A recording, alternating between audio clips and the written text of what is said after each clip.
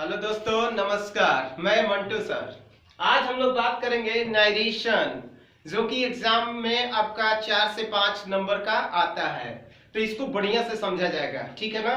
तो देखिए, ये नरेशन का पार्ट 1 है और पार्ट 1 में कुछ मैं बेसिक जानकारी दे रहा हूँ जो कि आपको मालूम भी है। देखिए, सबसे पहले है नरेशन। नरेशन का एक और नाम है जो सबसे ज्यादा मशहूर है, जो कि है आपका direct and indirect speech. Direct and indirect speech. देखिए, कभी कभी बुक्स में क्या होता है कि किसी में नरेशन दे देता है, किसी में आपका क्या दे देगा, डायरेक्ट एंड इनडायरेक्ट स्पीच। इसलिए कंफ्यूजन में आपको नहीं आना है। इन दोनों का मतलब क्या हुआ, नरेशन। इसके बाद हम 3-4 नाम और आपको बताते हैं जो इसका सिनोनिम्स हो जाएगा, जैसे कि डिक्लेरेशन, उसके बाद है आपका स्टेटमेंट, उसके बाद है लीजेंड, उसके बाद है डिस्क्रिप्शन। मिनिमम हमने 4 लिखा, इसके आगे भी बहुत है, जैसे असर्शन हुआ, ठीक है ना। तो उतना दूर तक तो नहीं, लेकिन कम से कम मिनिमम 5-6 नाम आपको जानना है। तो कौन कौन नाम है फिर से सुनिए। नरेशन का एक दूसरा जो मशहूर नाम है, क्या है भाई, डायरेक्ट एंड इनडायरेक्ट स्पीच। उसके बाद क्या है, डिक्लेरेशन। उसके बाद क्या है, स्टेटमेंट। उसके बाद क्या है, लीजेंड। उसके बाद क्या है, डिस्क्रिप्शन। अब बात ये होता है कि नरेशन आखिर किस शब्द से बना है, इसको भी तो जानना जरूरी है। तो देखिए, नरेशन जो है वो नरेट शब्द से बना है। नरेशन किससे बना है, नरेट से बना है। और नरेट का अर्थ होता है टू से, दैट मीन्स क्या, कहना। कहना यानी कि अगर आप बात करिए तो कथन कहना। कथन मीन्स कहना। नरेशन बना है नरेट शब्द से। और नरेट का अर्थ क्या होता है, टू से। टू से मीन्स क्या होता है, कहना। तो ये आपका हुआ नरेशन का थोड़ी सी जानकारी आपको, ठीक है ना।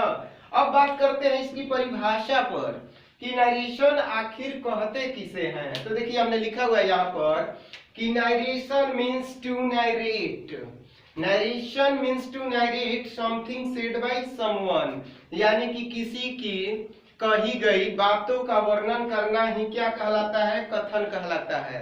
Narration means to narrate something said by someone, किसी की कही गई बातों का वर्णन करना ही क्या कहलाता है, कथन कहलाता है। तो ये आपका परिभाषा हो गया, किसी की कही गई बातों का वर्णन, यानी कि अगर वो कुछ बोलता है और उसके बारे में जो हम वर्णन करते हैं तो वो आपका क्या हो गया, नरेशन हो गया, ठीक है ना। अब आगे देखते हैं कि नरेशन कितने प्रकार के होते हैं। नरेशन, तो देखिए, नरेशन के 2 भाग होते हैं। पहला आपका भाग है डायरेक्ट स्पीच। पहला आपका भाग है डायरेक्ट स्पीच और दूसरा है इनडायरेक्ट स्पीच। डायरेक्ट का मतलब आप तो बिल्कुल सीधा ही समझते हैं और इनडायरेक्ट का मतलब घुमाकर। तो देखिए, डायरेक्ट स्पीच किसे कहते हैं, जब हम वक्ता के कथन को ज्यों कहते हो, ज्यों कहते हो दैट मीन्स हूबहू। डायरेक्ट स्पीच जब हम वक्ता के कथन को हूबहू कहते हैं तो उसे कौन सा स्पीच बोलेंगे, डायरेक्ट स्पीच कहेंगे।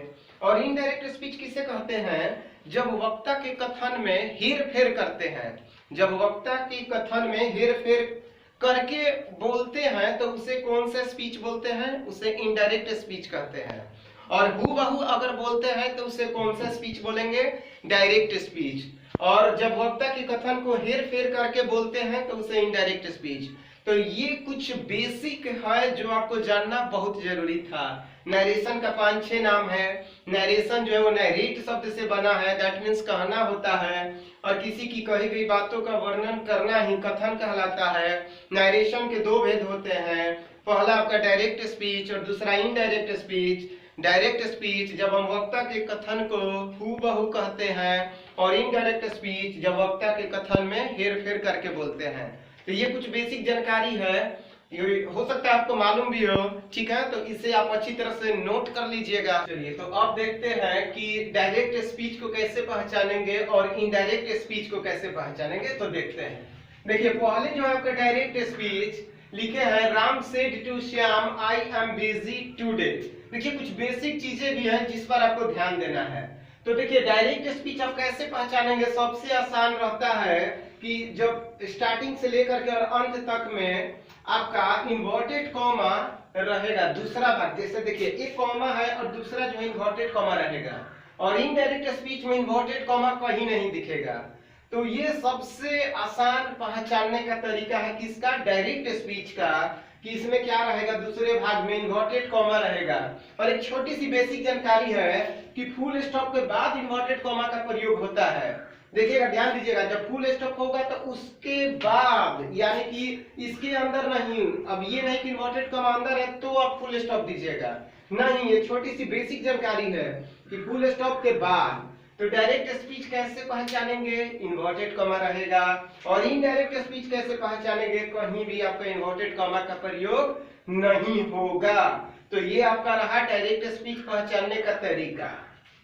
अब देखिए, अब हम आगे बताने वाले हैं, बार बार हम बोलेंगे रिपोर्टिंग वर्ब, तो आप समझ लीजिए कि रिपोर्टिंग वर्ब क्या है, रिपोर्टेड स्पीच क्या है। तो देखते हैं, देखिए डायरेक्ट स्पीच की हम बात करते हैं। डायरेक्ट स्पीच में दो भाग होते हैं, कितने भाग, दो भाग। एक आपका हो जाएगा इन्वर्टेड कॉमा के अंदर का भाग, दूसरा भाग है जो इन्वर्टेड कॉमा के पहले है, यानी एक पहले और दूसरा बाद में। तो देखिए, पहला जो है, he said to Mohan you are my friend, तो जो इन्वर्टेड कॉमा के अंदर है उसको बोलते हैं रिपोर्टेड स्पीच। याद रखिएगा, जो इन्वर्टेड कॉमा के अंदर है उसको क्या बोलते हैं, रिपोर्टेड स्पीच, यानी कि यू से लेकर के कहां तक, फ्रेंड तक, रिपोर्टेड स्पीच। अब चलते हैं रिपोर्टेड स्पीच के बाहर, तो इसमें ध्यान दीजिएगा, पहला जो है वो सब्जेक्ट हो जाता है, क्या हो जाता है, सब्जेक्ट।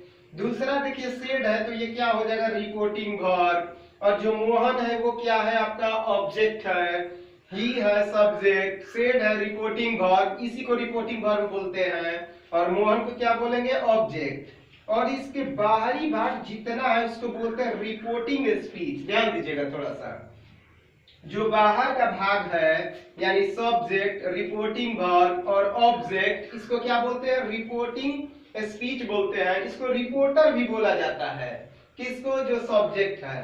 तो ये तो आप समझ गए कि इन्वर्टेड कॉमा के अंदर जो होगा वो रिपोर्टेड स्पीच होगा, और जो बाहर होगा वो रिपोर्टिंग स्पीच होगा। और रिपोर्टिंग स्पीच में भी आप समझ लीजिए, सब्जेक्ट, रिपोर्टिंग वर्ब और फिर क्या है, ये ऑब्जेक्ट है।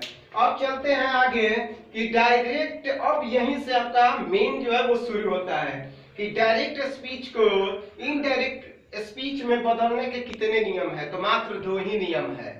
अब कौन कौन सा नियम है, देखिए, पहला नियम है जनरल रूल्स। कौन सा नियम है, जनरल रूल्स। और दूसरा है स्पेशल रूल्स।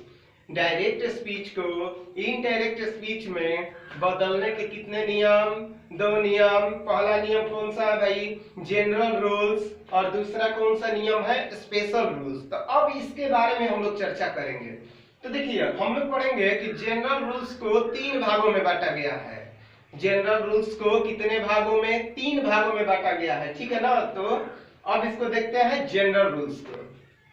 तो चलिए, अब हम लोग देखते हैं नरेशन में क्या जनरल रूल्स के बारे में समझते हैं। तो देखिए, जनरल रूल्स को आसानी से समझने के लिए जनरल रूल्स को तीन भागों में बांटा गया है। कितने भागों में, तीन भागों में बांटा गया है। पहला जो है आपका, देखिए, पहला जो है चेंज ऑफ पर्सन, दूसरा आपका है चेंज ऑफ टेंस, तीसरा है change of other parts of speech. पहला क्या बताएं, चेंज ऑफ पर्सन, दूसरा है चेंज ऑफ टेंस, तीसरा है change of other parts of speech. अब पहला जो है चेंज ऑफ पर्सन, इसकी बात करते हैं। तो यहाँ पर हमने एक डिजिट लिखा है 1 2 3 SON, इसको आप जानते भी होंगे। चलिए इसको समझ लेते हैं।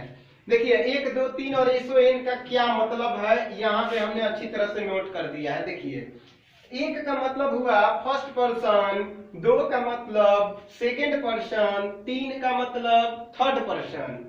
तो देखिए, फर्स्ट पर्सन को रिपोर्टिंग वर्ब, पिछले में अभी हम बताए हैं कुछ देर पहले कि रिपोर्टिंग वर्ब क्या होता है।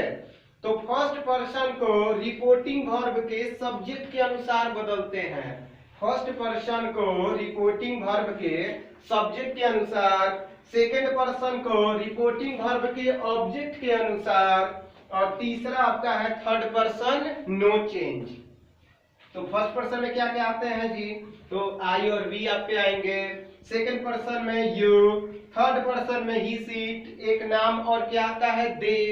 तो ये आपका हो गया चेंज ऑफ पर्सन 1 2 3 SON, यानी कि फर्स्ट पर्सन को रिपोर्टिंग वर्ब के सब्जेक्ट के अनुसार, आपका सेकंड पर्सन को रिपोर्टिंग वर्ब के ऑब्जेक्ट के अनुसार, और थर्ड पर्सन नो चेंज। देखिए नरेशन में ये कहानी जो है बहुत इंपॉर्टेंट है, ये से, सेज और सेड का, ठीक ना। तो आप पूरा का पूरा नरेशन अगर मैं कहूं तो सेड के आसपास घूमता है, किसके पास, सेड के आसपास। इसी के लिए सब नियम है। और अभी हम लोग बात करेंगे सी और सेज पर। इसके लिए आपको कुछ रूल्स की जरूरत पड़ेगी जिसका भी हम प्रैक्टिस करेंगे, ठीक ना। और जब हम लोग सेड की बात करेंगे तो आपको और भी रूल्स को जानना पड़ेगा, ठीक है ना। तो अभी हम लोग बात करेंगे किसका, से और सेज का।